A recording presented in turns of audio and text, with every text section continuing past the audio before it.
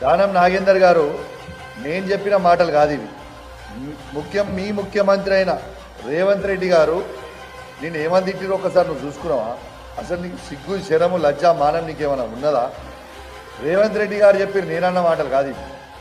రేవంత్ రెడ్డి గారు ఏమన్నారు?